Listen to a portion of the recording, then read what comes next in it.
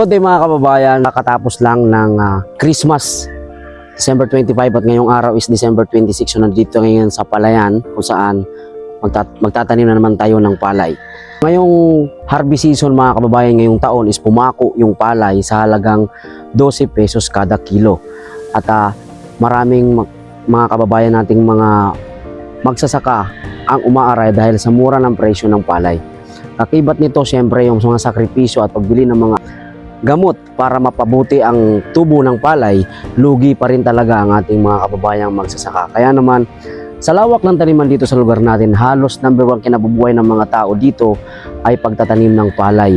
Kaya naman sana, pangarap ng bawat isa na sa darating na harvest season, dahil ngayon tigtaniman, so 3 months lang, mag-harvest na naman. So sana tumaas naman yung kilo ng palay para kahit paano makabawi-bawi yung ating mga kababayang magsasaka. Ganito kahirap yung pagtatanim ng palay, hindi biro, no? Yung iba nagbabayad sila ng mga tao para magtanim sa kanilang mga palayan, lalo-lalo na ang may mga malalawak na taniman. Sa pagpapasuhol pa lang, magpapasuhol sa pagtanim, magpapasuhol sa pag-ani. Kapag mababa ang kilo ng palay, laking lugi ng ating mga kababayang magsasaka. Kaya naman, inihiling ng ating mga kababayan na sana sa susunod na anihan ay tumaas naman ang kilo ng palay.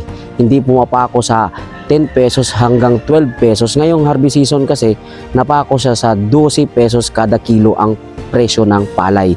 Pero yung presyo ng bigas sa market ay hindi naman bumababa. Ganun pa din yung presyo. So suma total, malaking kalugian sa lahat ng mga kababayan nating farmers, no? Dito sa lugar natin sa Samar. Sana malingon ito ng gobyerno na kung saan bigyan nila ng ibang programa ang mga kababayan nating magsasaka na sana naman makabawi-bawi sa bawat anihan. Makikita nyo dito, binubunot yung binhi na palay, tapos pagka natapos ng bunutin yan is itatanim naman yan, no? At pagkatapos itanim, aalagaan na yan. Nandiyan na yung bibili ng gamot para mamatay yung kuol na kung saan kinakain yung mga tanim na bata pa na palay, no? Tapos i-sprayhan pa ng mga pesticide para kahit paano gumanda yung tubo ng palay. So sana mga kababayan, malingon tayo ng ating gobyerno na mapataas man lang yung kilo ng palay. Yun lang naman ang hiling ng ating mga kababayang magsasaka. Ang ayuda, hindi yan sasapat kahit gaano kalaki yan.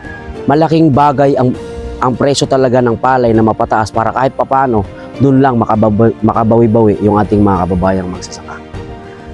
Muli, maraming salamat sa patuloy niyo pong panonood sa ating vlog, bawat upload natin, no? At sa Merry Christmas and Happy New Year po sa lahat.